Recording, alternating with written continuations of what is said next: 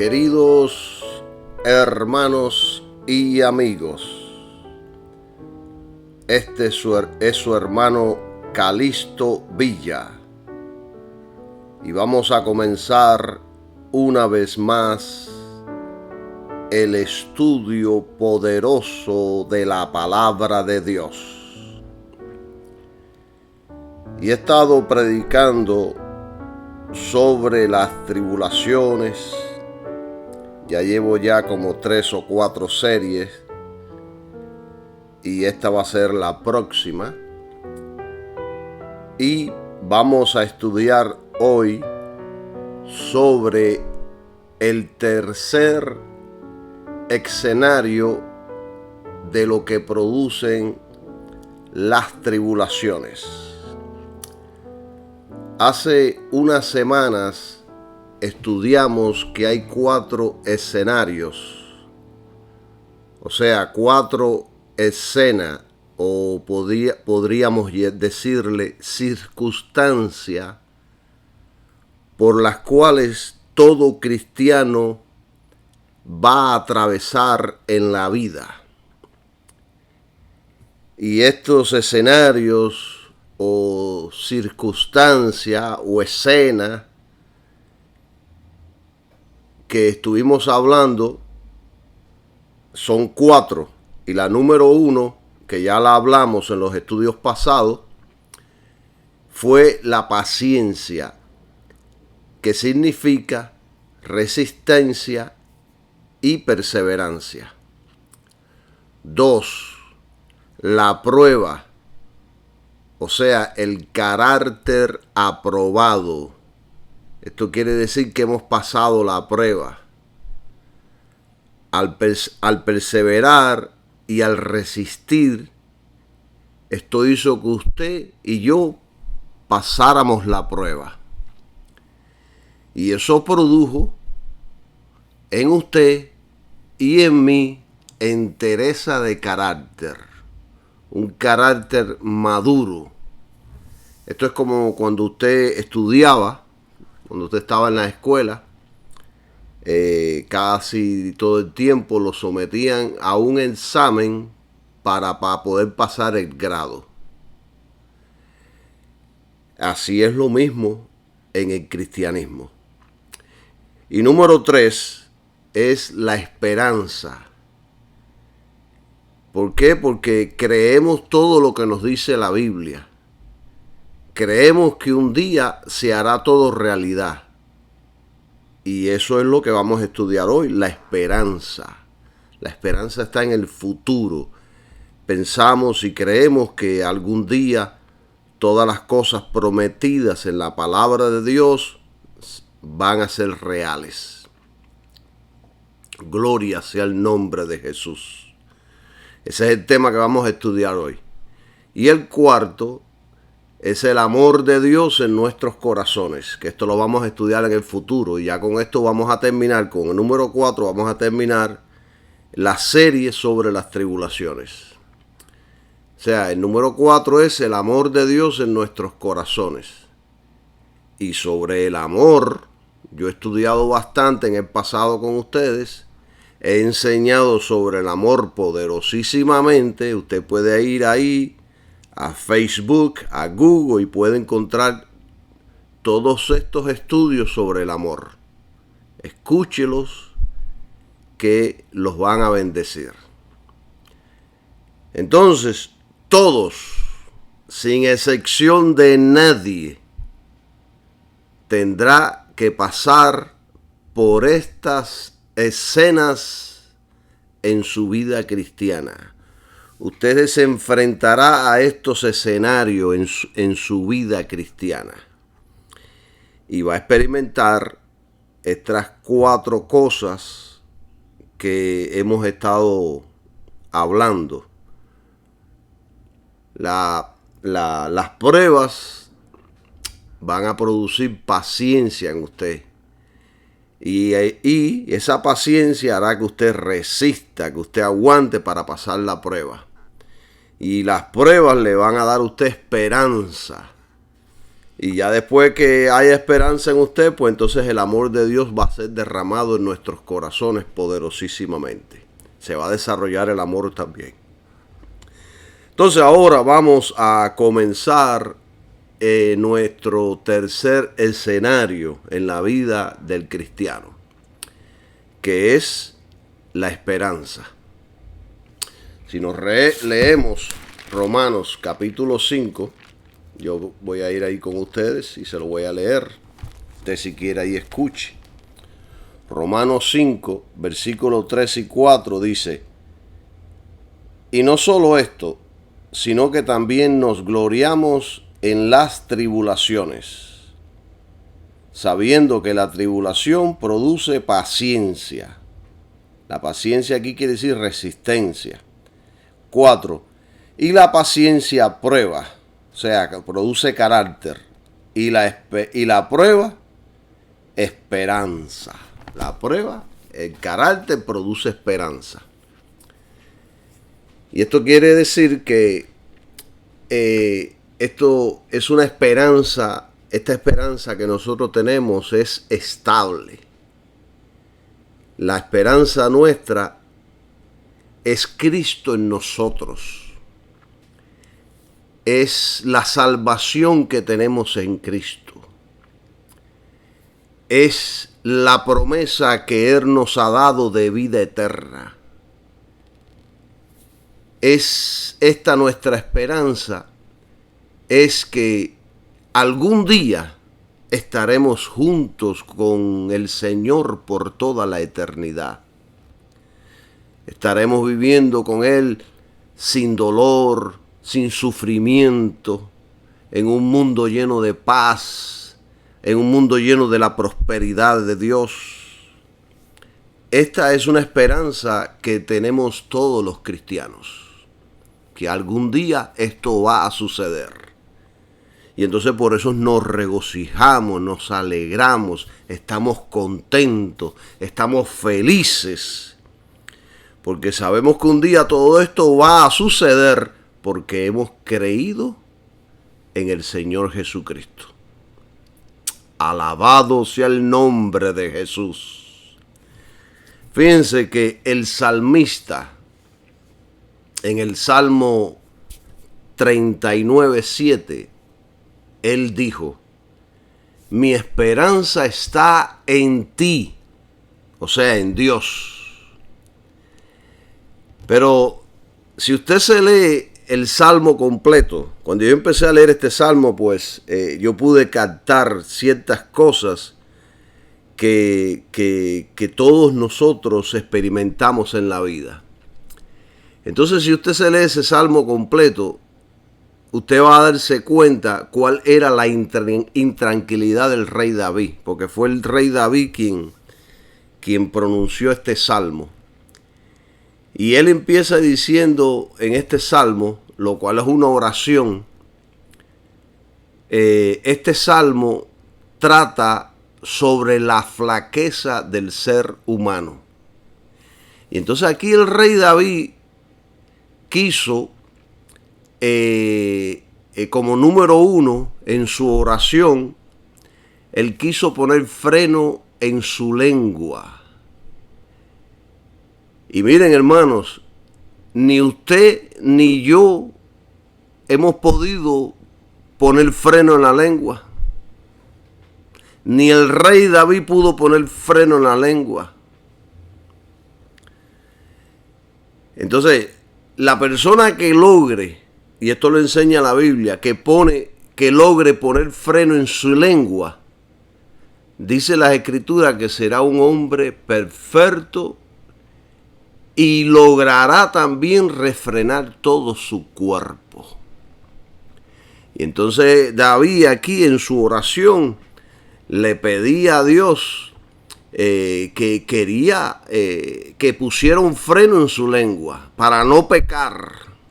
Pero el rey David no pudo. Solo hubo uno en la historia del hombre que pudo poner freno a su lengua, y ese fue nuestro Señor Jesucristo. Alabado sea Jesús por siempre. Fíjense que la Biblia dice y esto usted lo va a encontrar en Santiago capítulo 3, dice en el versículo 2, porque todos ofendemos muchas veces. Si alguno no ofende en palabra, este es varón perfecto, capaz también de refrenar todo el cuerpo. ¿Ven la importancia de cuidar nuestras palabras? La importancia de cuidar nuestra lengua.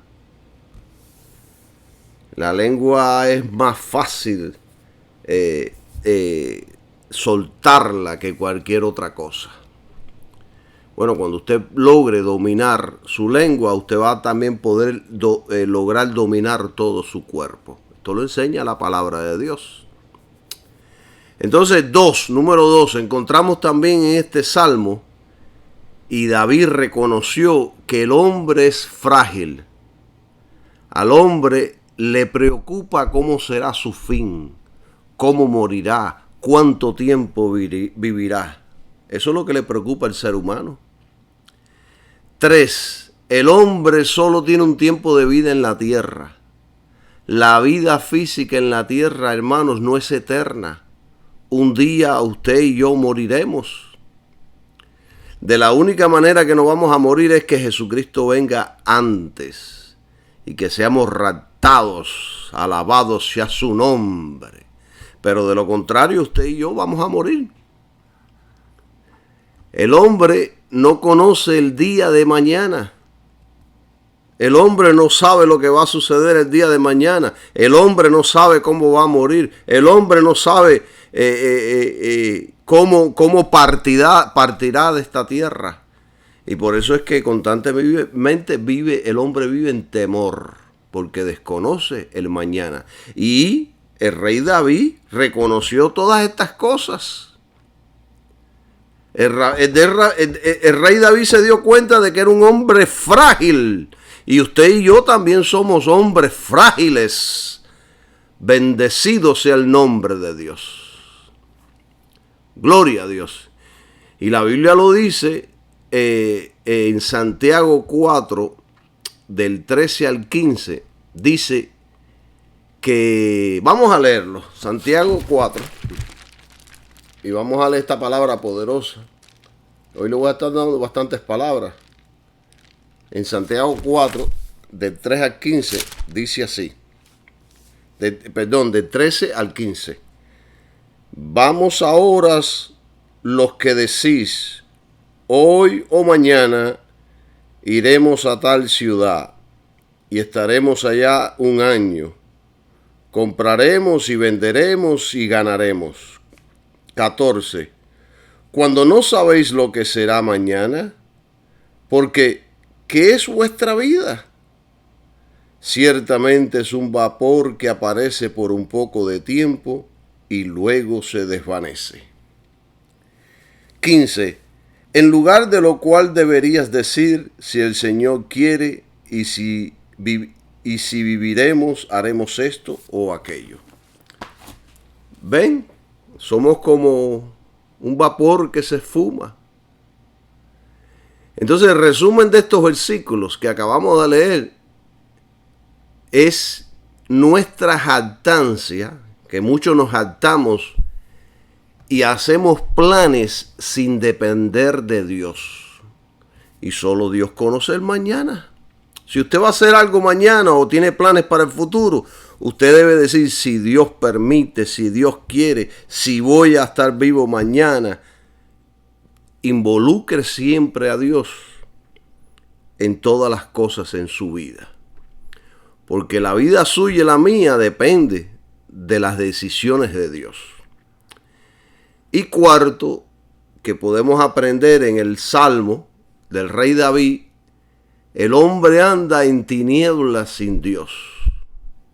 El hombre se afana acumulando riquezas y un día las dejará todas. Miren, hermanos, es mejor afanarse afanarse en buscar el reino de los cielos, en estudiar la Biblia, en obedecer a Dios, en buscar la madurez a través de Jesucristo, que estar afanándose en las cosas del mundo. Entonces, después de todas estas inquietudes, el salmista dice: Dios, no puedo hacer nada para cambiar estos hechos. Y entonces ya más adelante en el versículo dice: mi esperanza está en ti. No puedo cambiar esos hechos que son reales para el ser humano. Por eso tengo que decir: mi esperanza está en ti. En otras palabras, le está diciendo a Dios: mi futuro, mi vida, mi destino está en tus manos. Y así deberíamos ser todos. Así deberíamos ser todos, especialmente los cristianos. El rey David entendió que no hay esperanza en otra cosa, que no hay seguridad nada que no sea Dios en este mundo. Porque el hombre es frágil, el hombre peca, hay enfermedades y plagas de todo tipo, el hombre muere, el hombre solo tiene un término de vida y el hombre no sabe el día que va a morir. Y si hacemos riquezas, no sabemos quién se quedará con ellas. ¿Saben ustedes cuántos ricos le han dejado su riqueza a los perros, a sus perros? ¿Cuántos ricos le han dejado la riqueza al gobierno?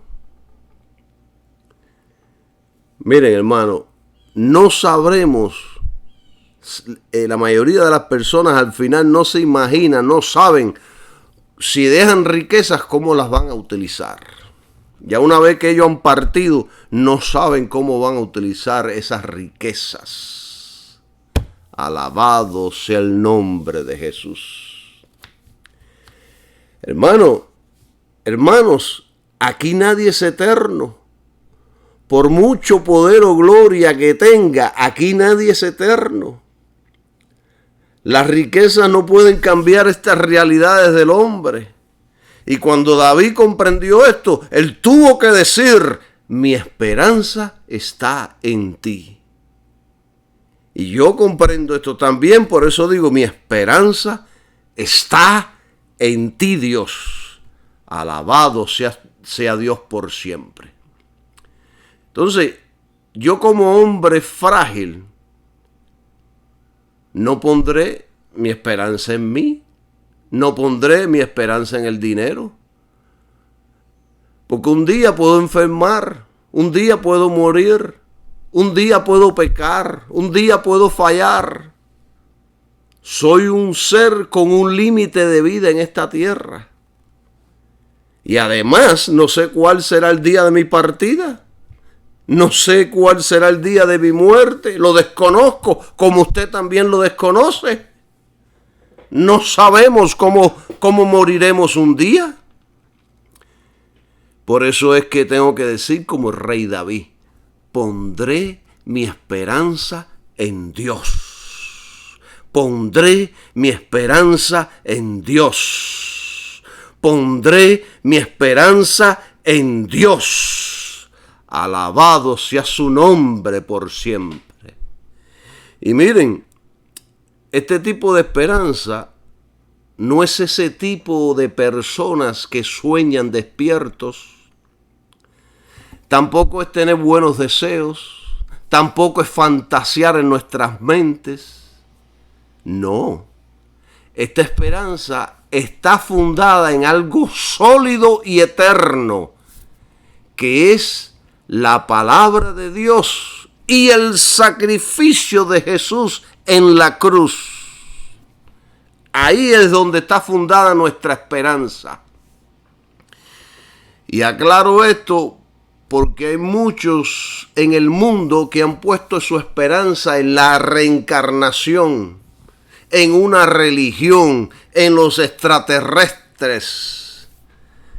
Mire, tengo una amiga judía que cree que va a reencarnar en otro ser mucho mejor, que cuando ella muera su espíritu va a reencarnar en otro ser.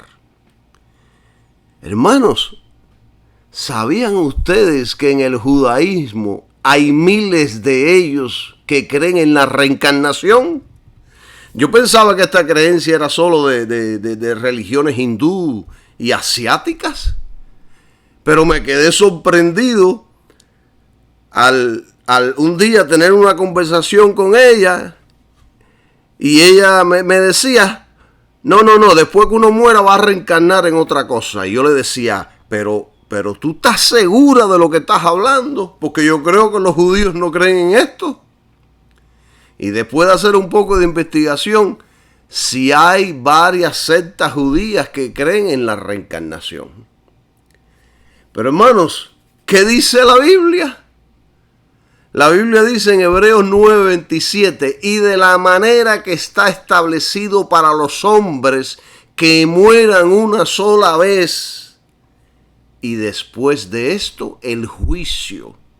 Y yo le dije esto a mi amiga judía, le dije, no, le recité este versículo de memoria, porque me lo conozco de memoria. Le dije, cuando tú mueras, después que tú mueras, un día te va a enfrentar a Dios, que Dios va a juzgar a todos los seres humanos. Tenemos que pasar por un juicio. Alabado sea el nombre de Jesús. Hermanos, no hay tal cosa como la reencarnación. Eso es falso. Después que usted muera, va o para arriba o para abajo.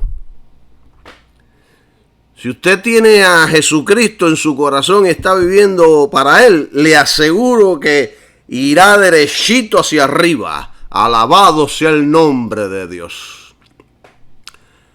Fíjense que lo único que le garantiza al hombre la vida eterna y la seguridad del alma es ese sacrificio que Cristo hizo en la cruz.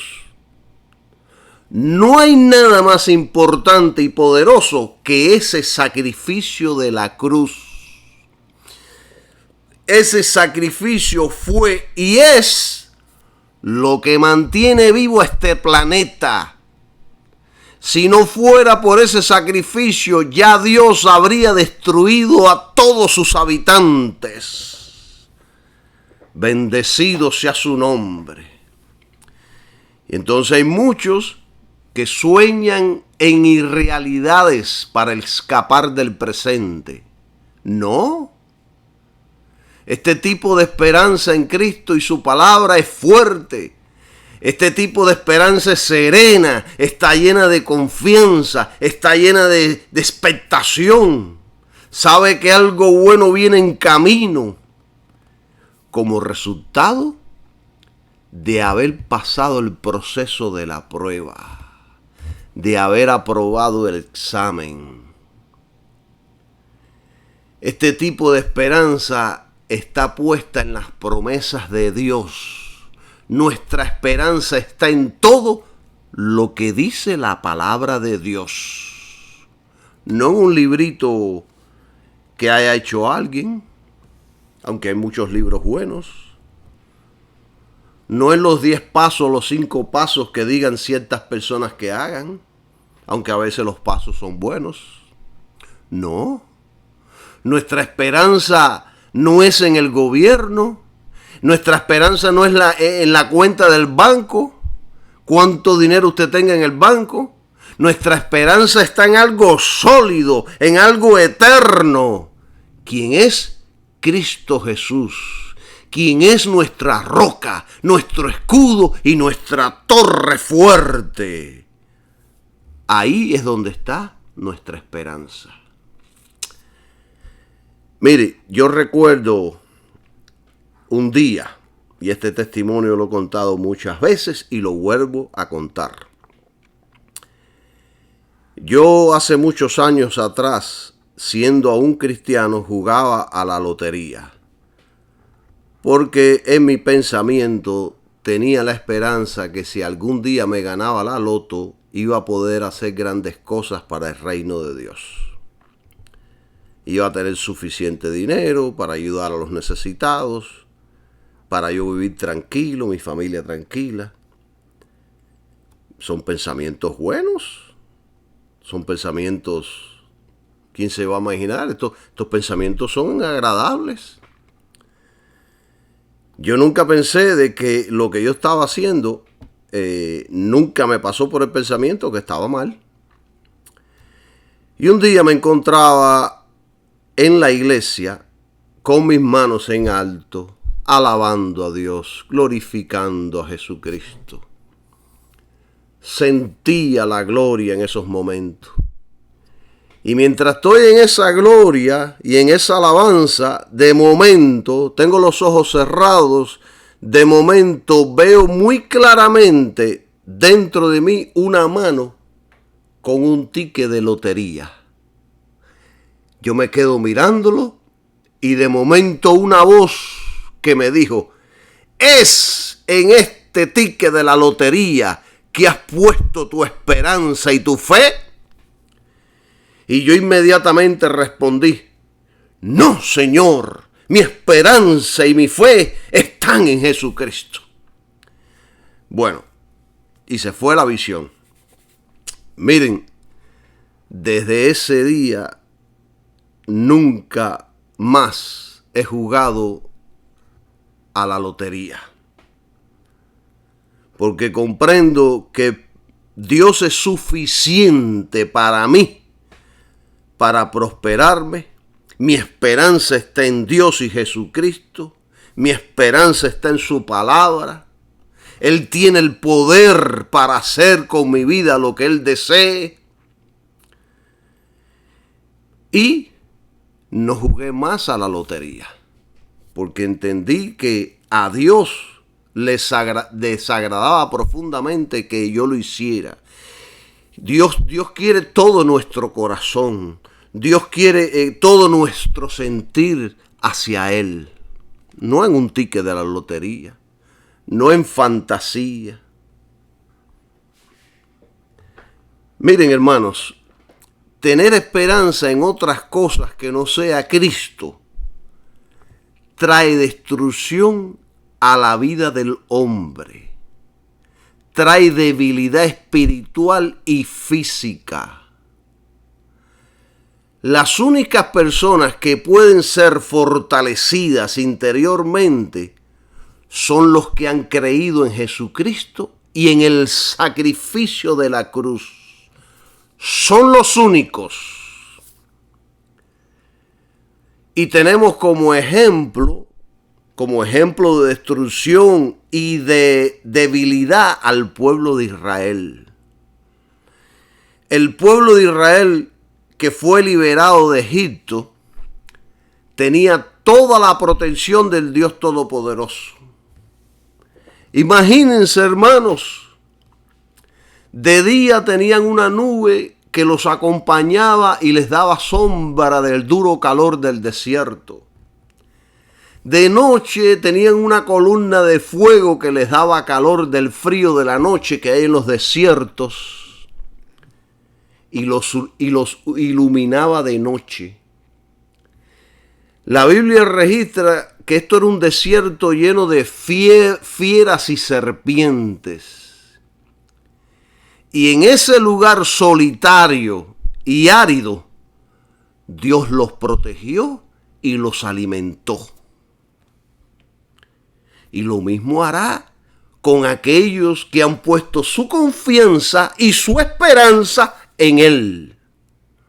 No en un ticket de lotería como yo tenía, no en mi trabajo, no en mis habilidades, no en mis dones. Mi confianza y mi esperanza es en Jesucristo. Alabado sea su nombre. Miren, hermanos, ¿cuál es su situación en estos momentos? ¿Es el desierto lleno de serpientes y escorpiones? ¿O es el lugar donde no hay agua ni comida? ¿Cuál es su situación? cualquiera que sea su situación, Dios es más grande y poderoso que el problema. Métase eso en la cabecita y levántese ahora. Levántese y métase eso en la cabecita, que Él es más poderoso que cualquier tipo de situación o de problema que pueda venir a su vida. ¿Saben cuál es el problema que me preocupa? No es el lugar donde usted se encuentre, sino cuál va a ser su actitud. Y les voy a hacer una pregunta. ¿Qué va a hacer usted cuando esté en el desierto tenebroso? Porque el desierto de la vida da miedo, hermanos. El desierto de esta vida a veces nos pone a temblar. ¿Qué va a hacer usted? ¿Cómo usted va a reaccionar? Miren, en el pueblo de Israel hubo un grupo que puso su fe y esperanza en ellos mismos, en sus ídolos, en Egipto, en sus razonamientos humanos. ¿Y cuál fue el resultado de esta gente? Que fueron destruidos. El problema de muchos, y son la mayoría, es que les desagrada el camino que Dios en muchas ocasiones nos hace pasar. No quieren pasar por el camino que nos indica Dios. Quieren ellos coger sus propios caminos. Ellos querían estar en el vacilón en Egipto, pero Dios los metió en la escuela de las pruebas. En otras palabras, Dios les dijo, o te gradúas o seguirás en el desierto. Y el Espíritu Santo nos da una muy fuerte advertencia sobre este asunto del pueblo de Dios, hermanos. Y el Espíritu Santo nos dice que muchos de ellos, a muchos de ellos, Dios no se agradó de ellos, por lo cual quedaron postrados en el desierto. Esto lo dice la Biblia. ¿Qué fue lo que sucedió con gran parte del pueblo de Israel? Que no pudieron lograrlo. ¿Qué pasó? ¿Qué hicieron? Que Dios se desagradó de ellos y quedaron postrados en el desierto.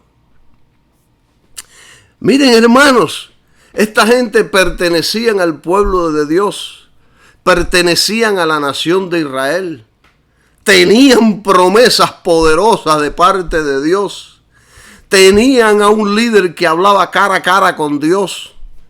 Sin embargo, muchos no lo lograron.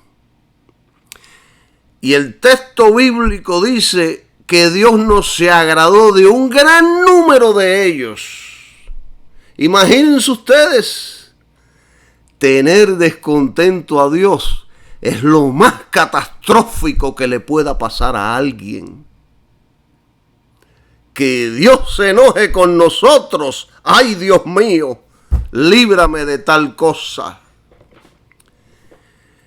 Entonces, viendo este asunto, yo quiero leer junto con ustedes lo que esta gente hizo para enojar a Dios. Miren, todo esto que vamos a leer le ocurrió al pueblo de Israel que salió de Egipto. Y todo eso simboliza y tipifica la vida del cristiano. Entonces, cuando yo vaya explicando estos versículos, usted verá su vida ahí como si fuera una película en estos mismos versículos. Vamos a empezar. Vamos todos a la Biblia. Vamos a Primera de Corintios, capítulo 10. Y vamos a leer del 1 al 11. Primera de Corintios 10 del 1 al 11. Y yo se los voy a, no se los voy a leer, yo se los voy a ir leyendo y voy parando y voy explicando. Y miren lo que dice la palabra de Dios. Porque no quiero, hermanos,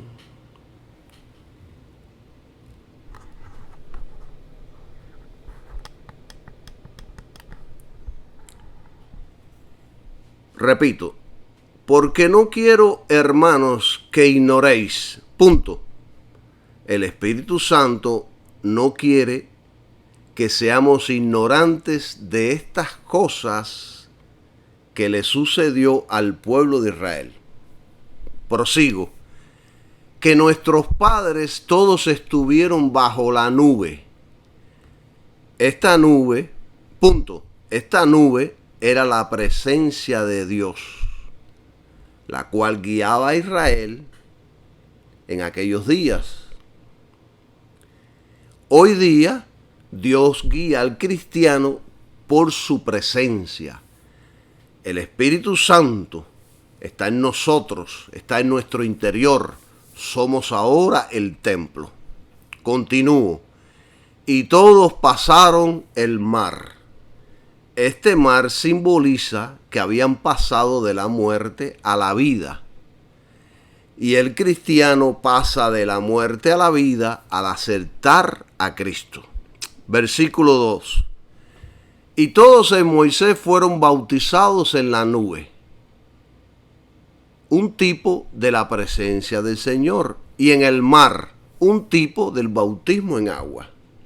Ellos fueron bautizados en el mar cuando pasaban, y nosotros también somos bautizados en Cristo Jesús. Versículo 3. Y todos comieron el mismo alimento espiritual. Punto.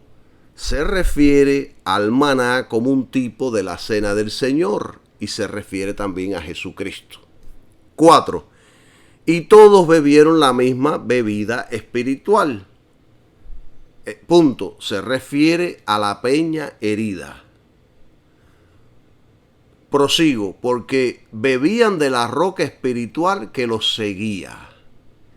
Miren, hay una leyenda judaica que dice que la primera peña herida en Refidim les seguía continuamente en el desierto y les suplía agua. Y de acuerdo al texto bíblico, esto parece ser cierto. Esto es lo que indica el texto bíblico.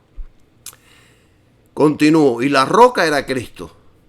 Esta roca que brotaba agua tipificaba a Jesucristo. ¿Ven? Ellos se comparan en todas estas cosas. Nosotros nos estamos comparando con ellos y ellos con nosotros. Todo eso sucedió para darnos una ilustración de nosotros los cristianos. Fíjense, hemos leído todas las bendiciones que ellos recibieron. Eran participantes de la presencia de Dios. Dios les suplía, Dios les daba, Dios los cuidaba. De la misma manera, cuando nosotros venimos a Cristo, Dios nos cuida, Dios nos salva, Dios nos libera, Dios nos bautiza con el Espíritu Santo. Somos bendecidos por lo que Cristo hizo en la cruz. 5. Pero de los más de ellos, punto. Esto quiere decir la mayor parte de ellos, no se agradó Dios, por lo cual quedaron postrados en el desierto. Punto. Dios los destruyó en el desierto por su rebelión. Y lo mismo hará con el cristiano que se rebele. Eran participantes de todas las bendiciones de Dios, Dios los rescató, Dios los liberó, pero la mayoría después Dios no se agradó de ellos. 6. Mas estas cosas sucedieron como ejemplos para nosotros. Punto. Debemos aprender de ellos y no cometer los mismos errores. para que no codiciemos cosas malas. Aquí empieza. Aquí empieza porque Dios se desagradó de ellos. Empezaron a codiciar cosas malas. Mas estas cosas sucedieron como ejemplo para nosotros, para que no codiciemos cosas malas como ellos codiciaron. Miren, para los cristianos modernos habrá la misma destrucción como la de los israelitas de la antigüedad, si es que los creyentes modernos insisten en vivir en pecado. Que ningún cristiano se crea que va a ser ignorado por Dios si está viviendo en pecado, si está deseando cosas malas. De la misma manera que ellos quedaron postrados en el desierto, quedarán esos cristianos postrados si siguen deseando lo malo. 7. Ni seáis idólatras como algunos de ellos. Punto. La religión es la idolatría más grande del mundo. ¿Y cuántas religiones cristianas y sectas cristianas han caído en la idolatría? Cientos. Según está escrito, se sentó el pueblo a comer y a beber y se levantó a jugar. Punto. La mayoría de la iglesia moderna está en las mismas, divirtiéndose, gozándose del mundo y no toman en serio el cristianismo. Están viviendo como les da la gana. Están viviendo de la misma manera que vive el mundo. 8. Ni forniquemos como algunos de ellos fornicaron y cayeron en un día 23,000. Y esto es una advertencia contra la inmoralidad. Esto es una advertencia contra la inmoralidad. Ellos, por ser inmorales, cayeron. Y la iglesia, por ser inmoral, va a caer también. Estas son advertencias que nos está dando aquí el Espíritu Santo, hermanos. Estas son advertencias para usted y para mí. Por eso es que debemos tomarlo muy en serio. Fíjense qué interesante está todo esto. Fueron salvos de Egipto. Egipto representa el mundo y el pecado. Vieron milagros y maravillas. El mar Rojo se abrió para que ellos pasaran. Cayó pan del cielo. Comieron carne en el desierto. Tomaron agua en el desierto. No se enfermaban ni sus ropas envejecían. Las ropas y las sandalias crecían junto con ellos. Los pies no se les hinchaban en toda esa caminata. Tenían la nube de día y el fuego de noche. Fueron participantes de la presencia de Dios. Vieron en el monte la gloria de Dios y oyeron la voz de Dios como trompeta. Ellos han visto más que nosotros.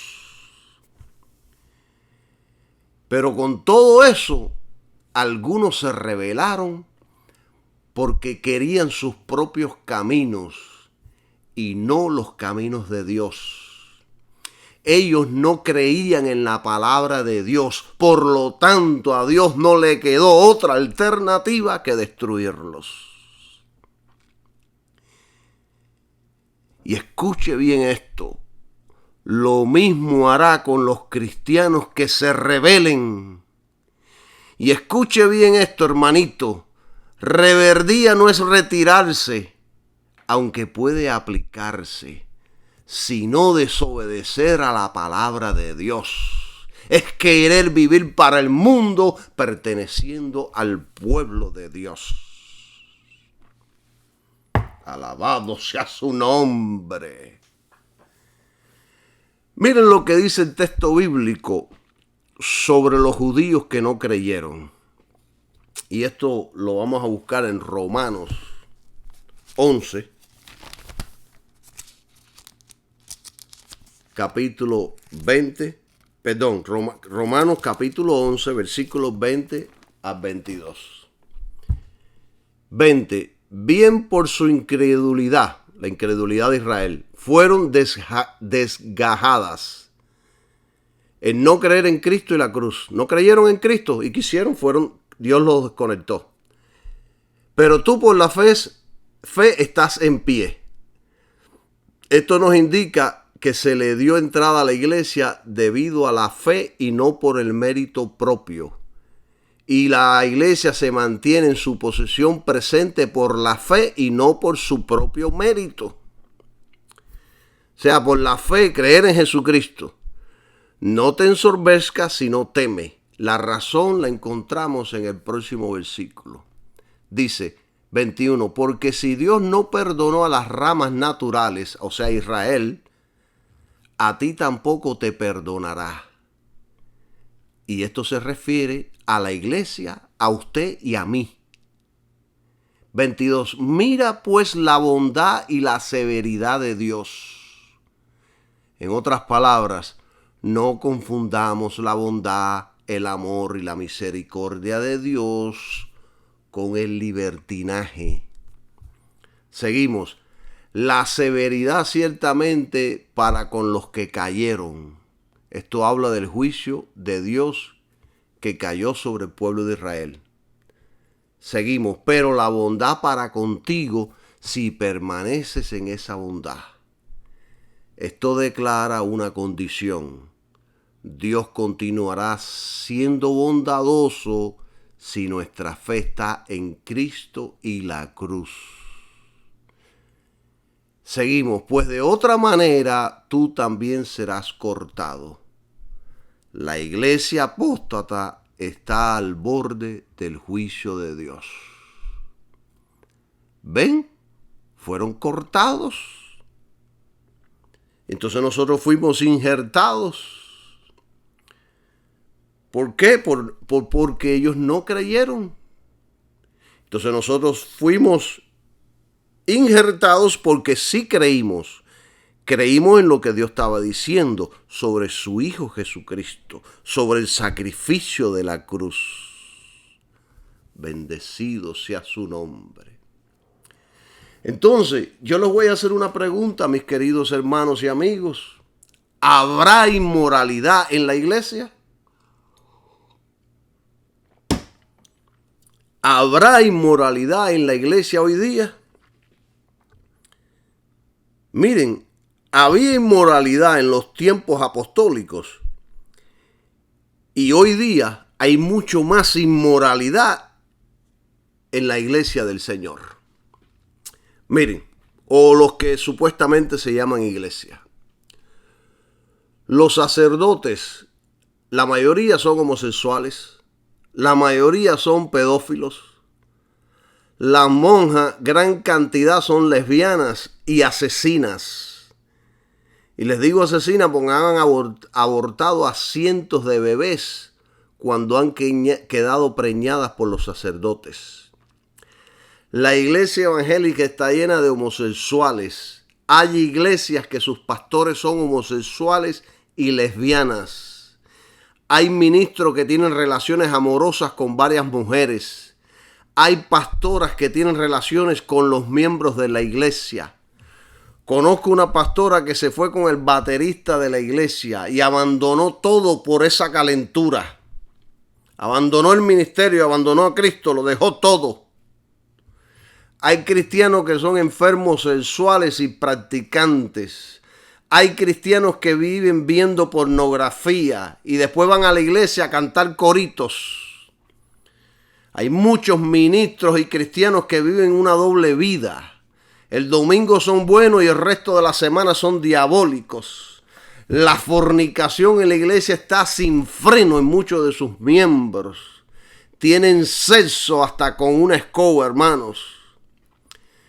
Tienen pasiones desordenadas. Necesitan ser controladas. Entonces, hago la pregunta una vez más. ¿Habrá inmoralidades en la iglesia? Claro que sí. Fíjense lo que sigue diciendo el texto en 1 Corintios 10, 9. Ni tentemos al Señor como también algunos de ellos le tentaron. ¿Qué es tentar al Señor? Es dudar de la palabra de Dios. Y perecieron por las serpientes. El dudar, hermanos, de la palabra de Dios hace que los demonios tomen ventaja sobre nosotros.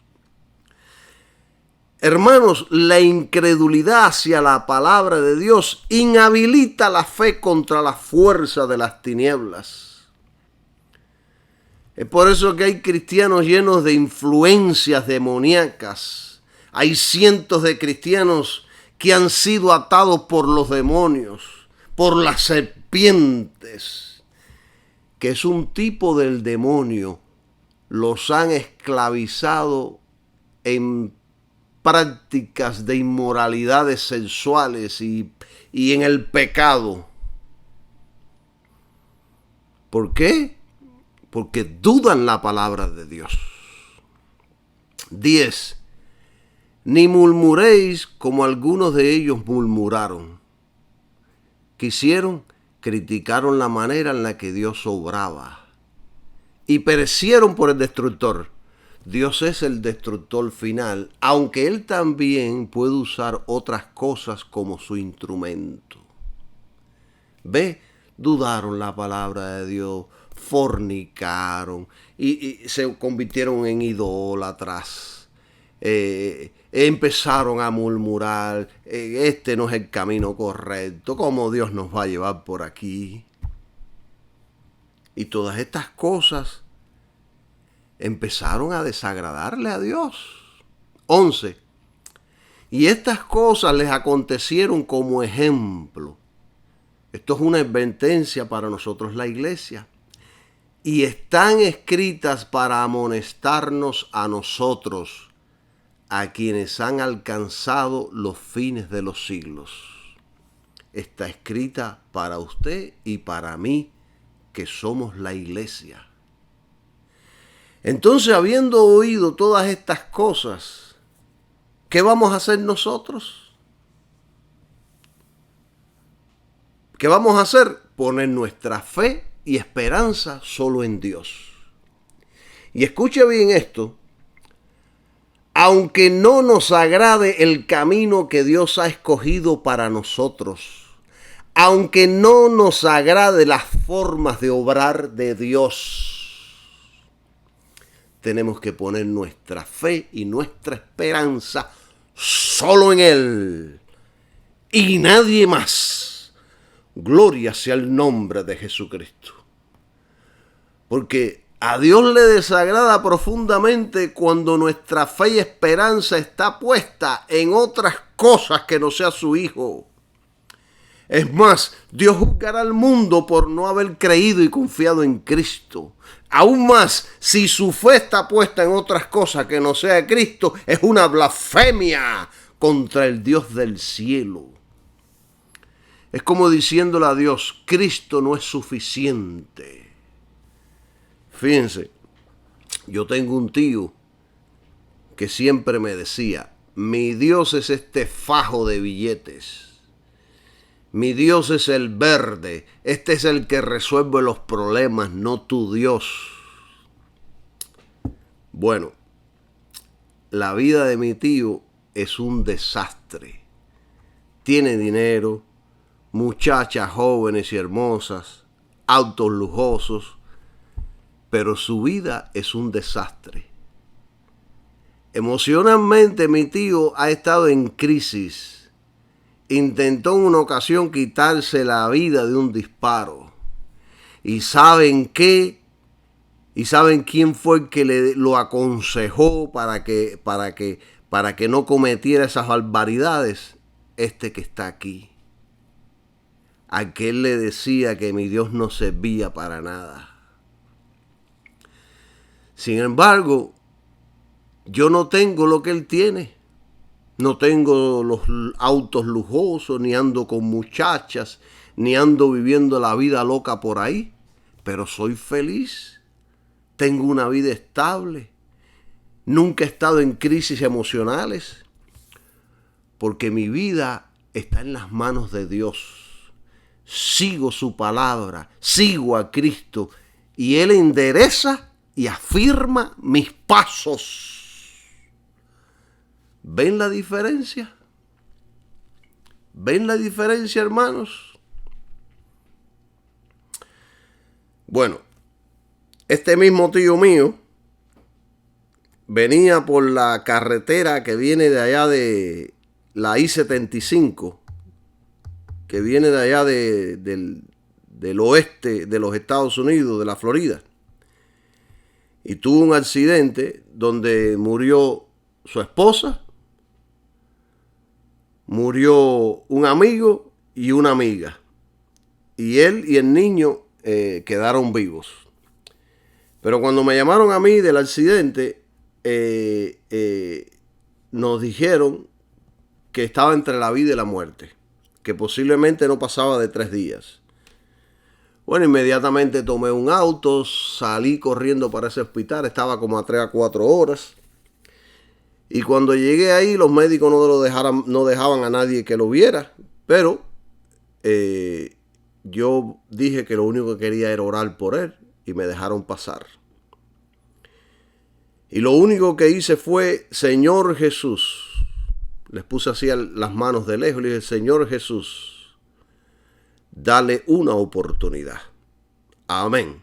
Y me fui.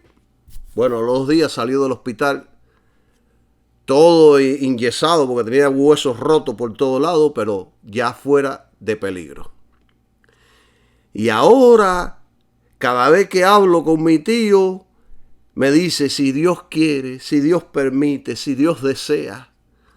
O sea que parece que esta gran tribulación que tuvo que pasar le hizo reaccionar un poco sobre la vida, que somos frágiles, que no sabemos el día que nos va a tocar partir. Gloria sea el nombre de Jesús. Entonces hay personas que ponen su esperanza en un partido político o en algún gobierno.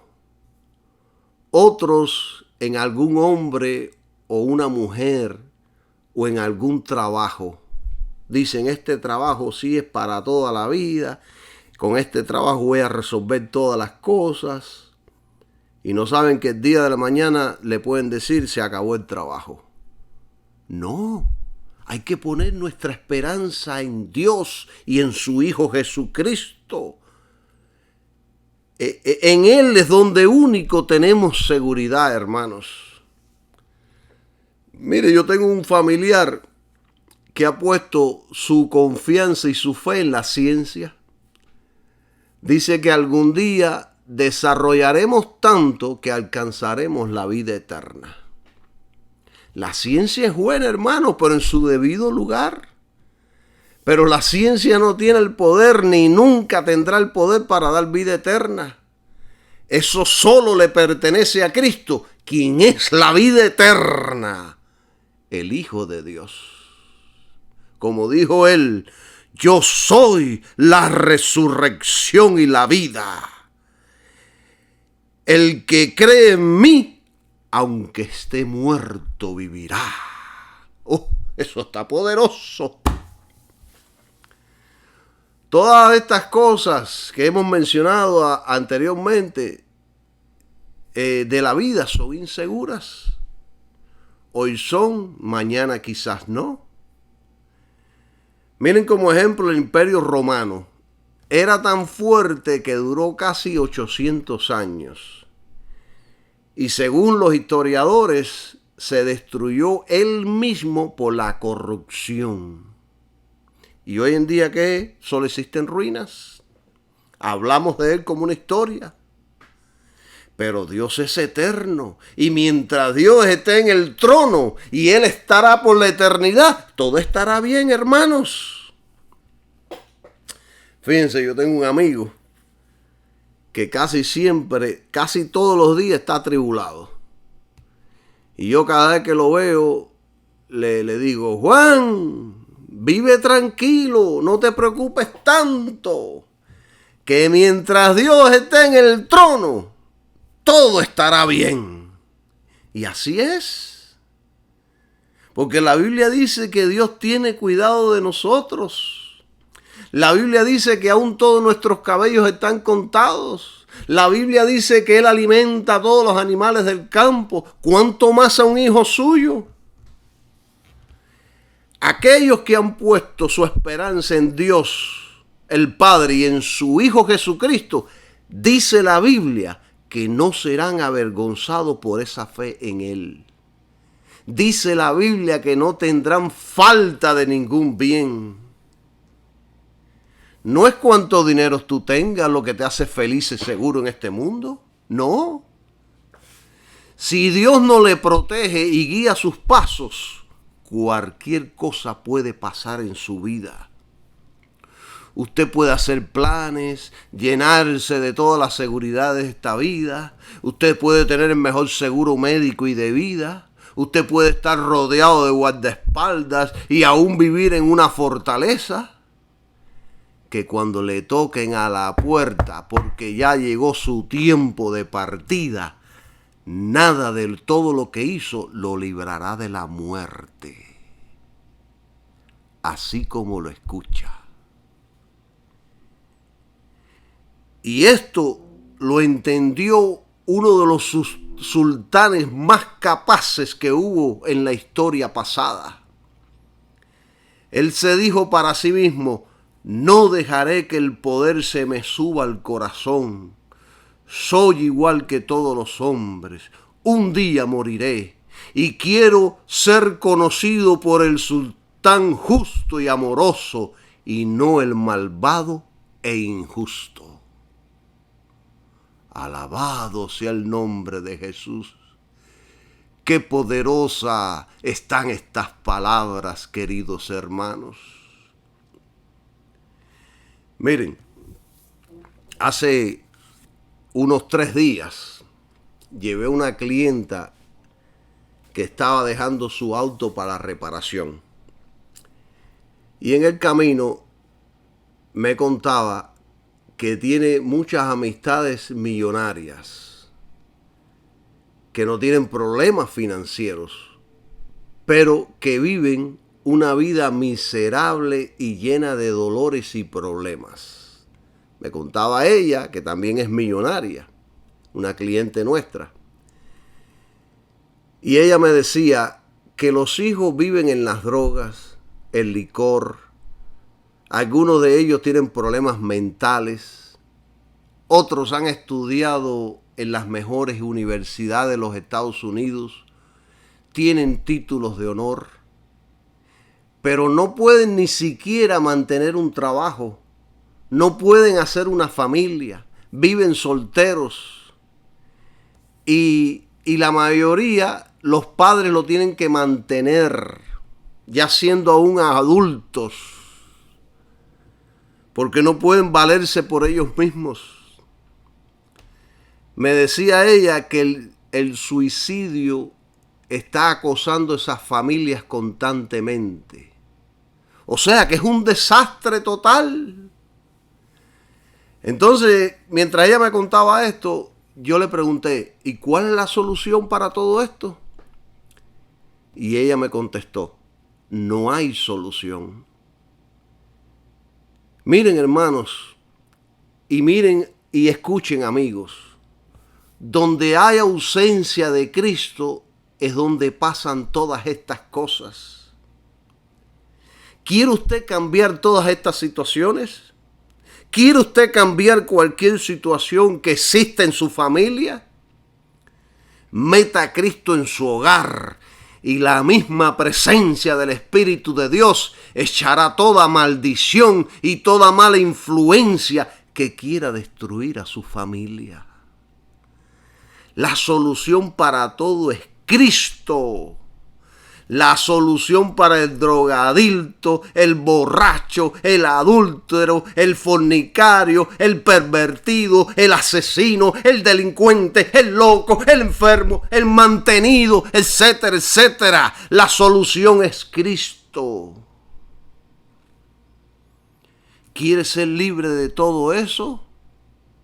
¿Quieres ser libre de todo esto? La Biblia dice: así que si el Hijo, si Cristo os libertare, serán verdaderamente libres. Sea libre en el nombre de Jesús, amigo. No viva más en la esclavitud. Salga de la miseria y venga a Cristo, quien le dará la vida en abundancia para que seas feliz. Amigo, sálvese hoy y lávese hoy en la sangre del Cordero. El diablo viene para destruir por medio del pecado. Viene a matar, a robar y a destruir por medio del pecado. Estas familias tienen todo financieramente para ser felices, pero no lo son porque la felicidad solo la da Dios en Jesucristo. La felicidad solo la da Dios en Jesucristo. Miren, es como el hombre este. Hay una historia que contó Jesús, que se encuentra vamos a la Biblia, en Lucas capítulo 12, versículo del 19 al 21, que dice así la palabra de Dios. Tengo muchas riquezas acumuladas para muchos años. Descansa, pues, come, bebe y diviértete. Pero Dios le dijo: estúpido, ¿vas a morir esta misma noche?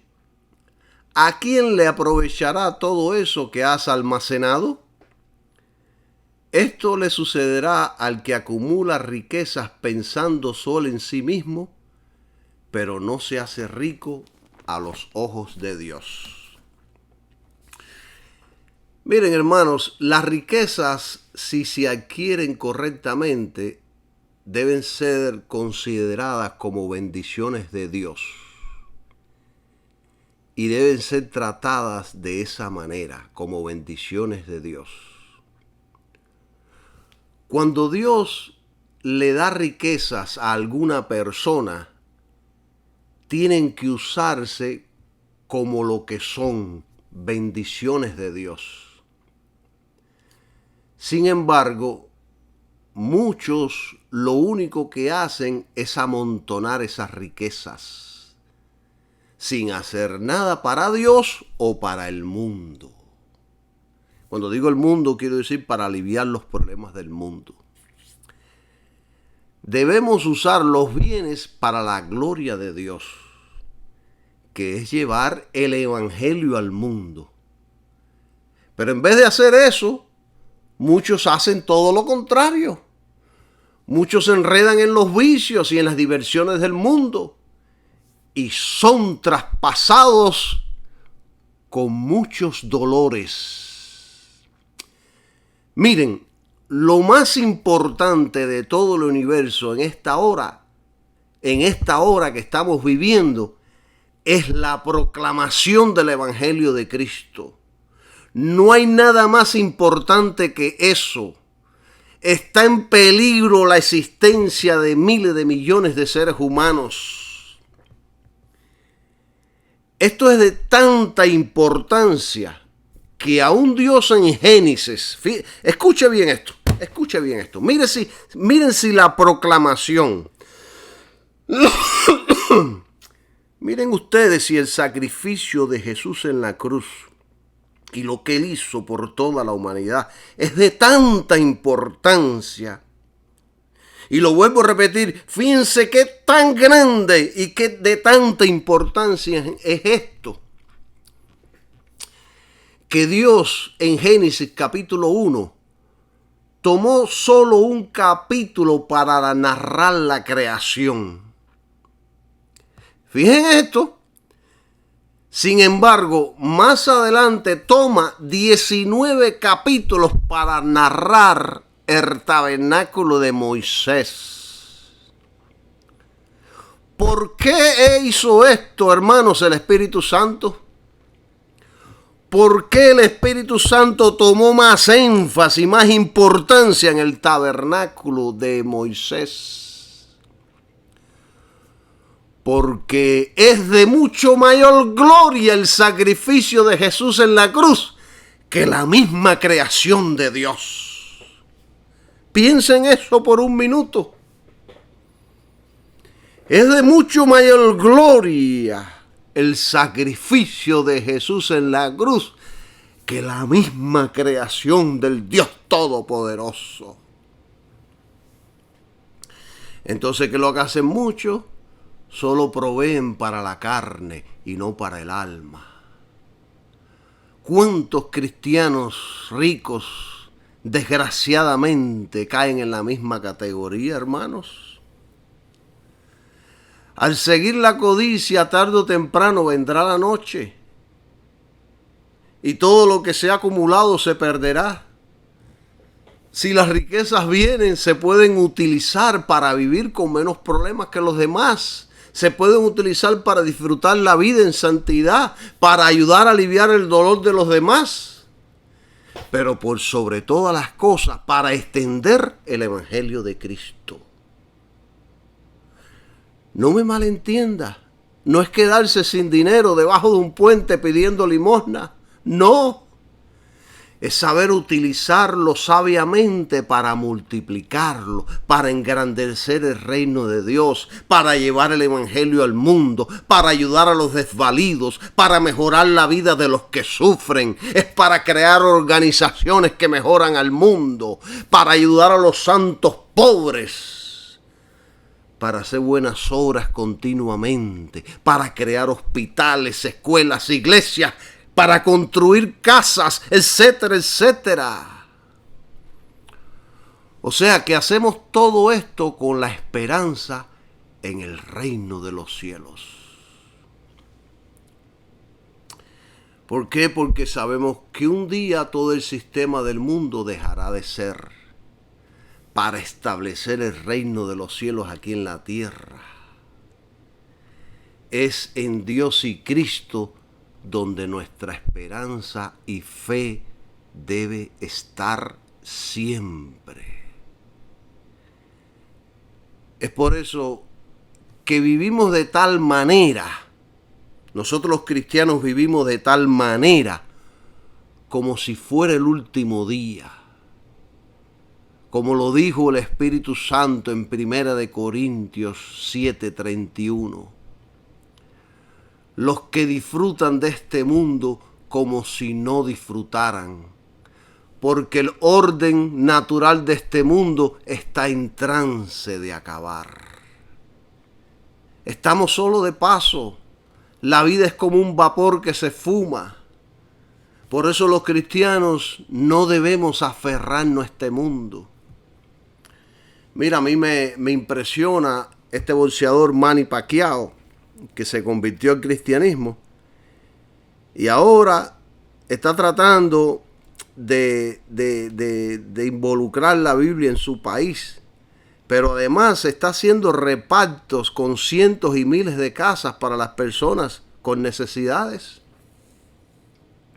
Está invirtiendo todos esos millones que ganó en cosas buenas.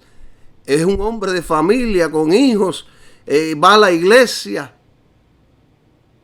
Eso me impresiona a mí. Entonces, ¿cuál es el resumen de todo nuestro estudio? que nuestra esperanza debe estar en Dios el Padre, su Hijo Jesucristo y en el sacrificio de la cruz que ha garantizado nuestra salvación, que ha garantizado nuestra salvación. Y también estuve oyendo una pregunta que le hicieron a un pastor en la televisión y le preguntaron: pastor, ¿y qué si todo es falso?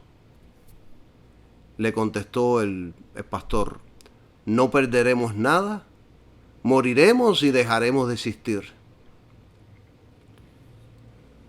No perderemos nada, moriremos y dejaremos de existir. Y entonces el pastor le pregunta: ¿y qué si todo es verdadero?